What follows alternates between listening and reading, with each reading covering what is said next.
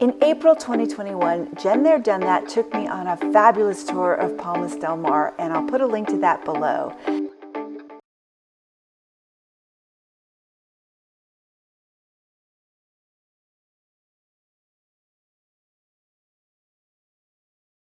All right, so Jen, we've spent the entire morning exploring Palmas all day.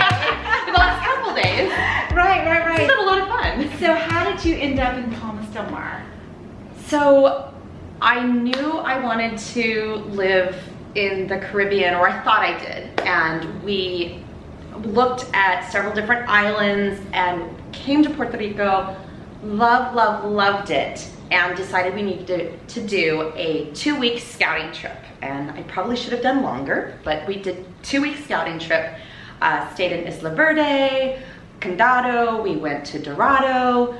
I loved Loquillo, Fajardo, and I had just heard a little whisper about Palmas del Mar. And I just thought, well, I'm already in Fajardo. I'm just gonna pop down to Palmas and check it out. And I drove down here, came through the gates, and that amazing view when you come through the gates, it just had me hooked. And I drove through some of the neighborhoods that we were going through today, and I ended up out by the tennis center. I don't even play tennis. I ended up out by the tennis center, and I loved it. Probably 2 hours in Palmas, and I can live here.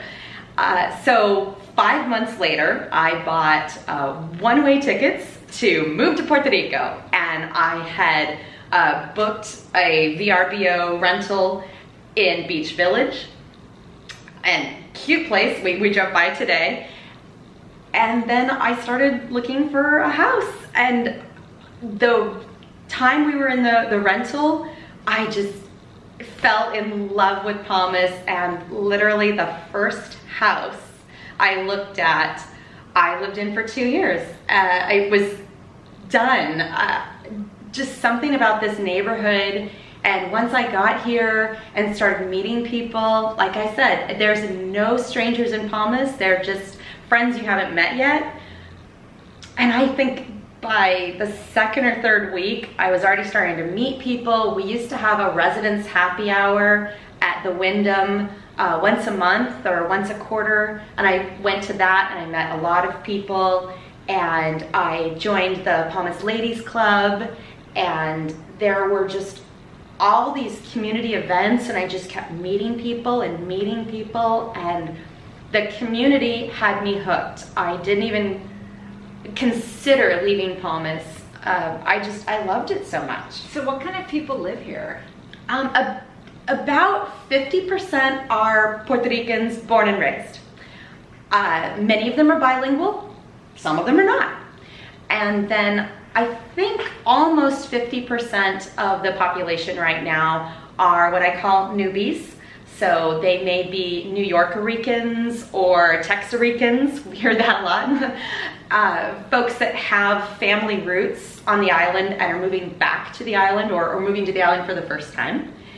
I consider Eduardo one of them. He's definitely a New Yorker-Rican, even though he's been here for decades now. And there are a lot of other mainlanders and a very wide international base, because we have a lot of pharmaceuticals here.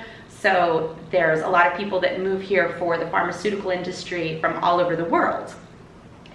So you can hear, of course, Spanish being spoken, Castilian Spanish being spoken, French, German, Danish. You'll hear all these different languages while you're out and about. So it's a very cosmopolitan mix of people, and I really love it. And my neighbors, doctors from San Juan, and this is their weekend home. So we have weekenders, we have a lot of snowbirds, and then in the last few years, we've had a lot more people like me that I live here full time. I love this island. This is my primary home. I don't have a second home in the States. And this is becoming more of a year-round community, and less of the snowbirds and less of the investor class. It's really just I think we're pretty normal people. We've got jobs and a lot of families are moving in. We've got a great private school, the Palmas Academy, and then there's a lot of homeschooling families. It's just a wide variety of people, and they all have this wonderful little story, and we're all kind of just drawn to the island, and we're drawn to Palmas. So we've been hearing that the real estate market here is really hot, and it's hard to buy, and it's hard to even find rentals. So what are your insider tips for actually finding a place in Palmas? Well, it definitely helps if you know people here. Yes, I know the rental market is crazy, but there's a lot of people that are coming here that only want to rent for 3 months. That is the hardest thing to do. If you want to come here and rent for 3 months, your options are going to be very, very limited because most landlords don't want to sign a lease that short. And the less than 3 months, there's a lot of the communities around here that do not allow short-term rentals.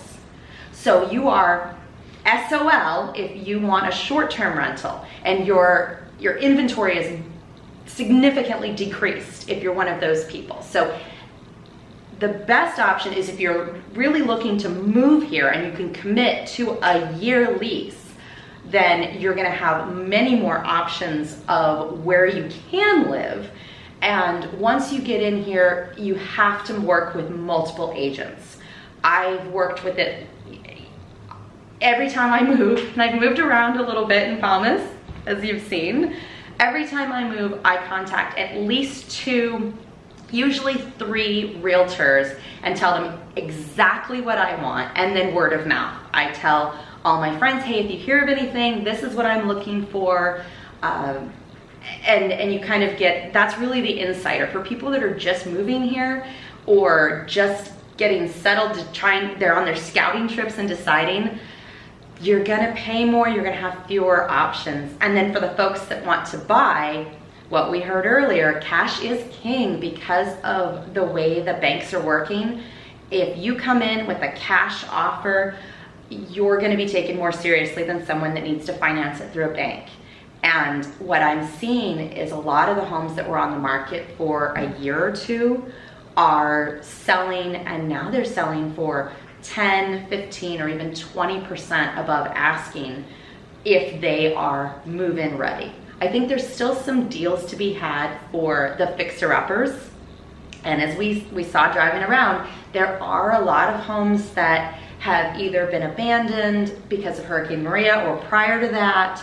And some of the homes we drove through today, I made a comment saying, oh, that's finally being remodeled, yay! Homes that have been just sitting way before we ever moved here are finally getting some attention. So I think that's good. It's bringing more inventory to the market. Either the owners are finally deciding, okay, it's time to sell, and we talked about the title issues.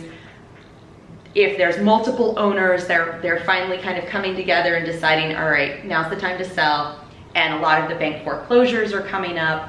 And I think that the bank foreclosures are finally being looked at. Some of them have been sitting on the market. One of my old neighbors in Sunrise, it was a bank foreclosure for 4 or 5 years and just sitting there.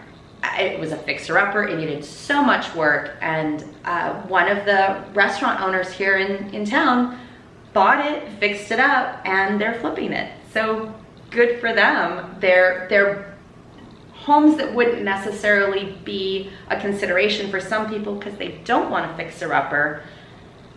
There are locals that are buying those fixer-uppers, doing the work, just taking that headache out of the equation, and then saying, okay, now this property is perfect, it's move-in ready, make me an offer. And they're getting top dollar for those because they've put the sweat equity in it, they have done the work, and they've fixed it up and taken care of all of the problems that we've had, either from Maria or pre-Maria neglect. And I think that's where some of the really good deals can be found. Yeah, remodels in Puerto Rico can be an incredible challenge. They'll take so much longer than you think. And so if the locals are taking that headache off your hands. Well, it definitely helps if you speak Spanish, dealing with. Yeah, I think you really need anytime with remodeling, you're cutting your options if you only speak English. If you are bilingual or you have someone that's bilingual that can help you with those contractors, it's going to go a lot smoother. We also have a little bit of the Palmas premium.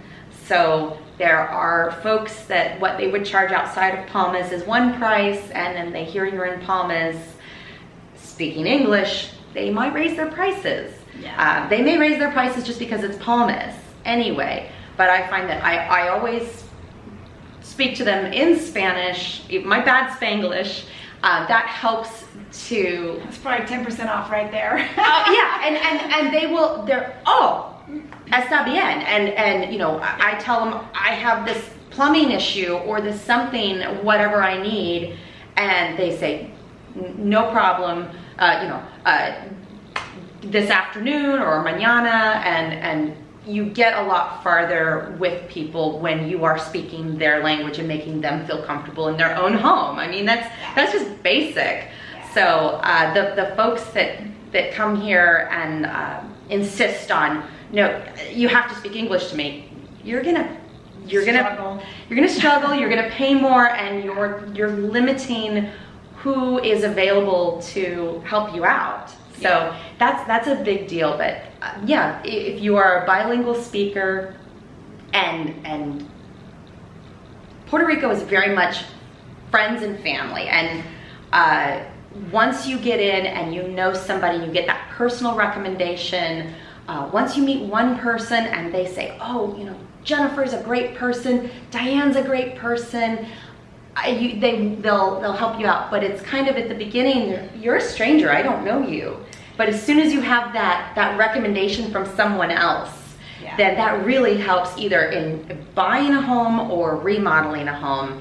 And honestly, I ask all my friends, who do you use for your plumber? Who do you use for your electrician? Can you recommend somebody? And they're very excited to recommend somebody. Oh, this guy's great. Tell him I sent you. And I do. I call him up and I say, Eduardo recommended you. And oh, I love Eduardo, like a brother. I will take care of you. And I know I'm in good hands that way. So I can't imagine trying to buy a home not living on the island. You have to be here, you have to meet them, you have to look in their eyes, and we're all wearing masks right now, so you have to look them in the eye and let them get to know you. I tend to be very blunt, but here you have to work on your soft skills. It's all about the relationships, and I know about people's family, I know, I've met their kids, I've met their parents, I know. And I genuinely care about them because they're my friends now. And so I have all these friends that I know. Does anybody know about this? And I ask my friends and they say, oh yes, I've got an electrician for you. Tell them I sent you. And you're gonna get that. Same way with buying a house. I know I've got my network that I ask them and they say, oh, it's for Jennifer. It's for Jen, okay. But when you first come here, that's the biggest hurdle, is meeting those people and making that connection. So I see it's kind of that catch-22. How do you get a year-long lease if you don't know anybody?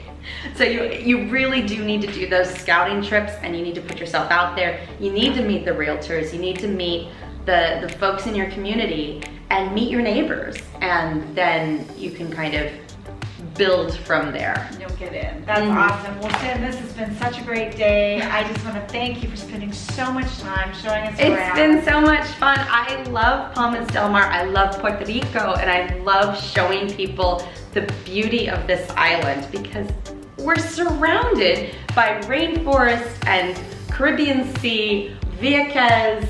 Everywhere you look, there's something just absolutely gorgeous and stunning, and I just love this island. So Jen has a fantastic YouTube channel. It's called Jen There Done That, and I'll link to all her information below.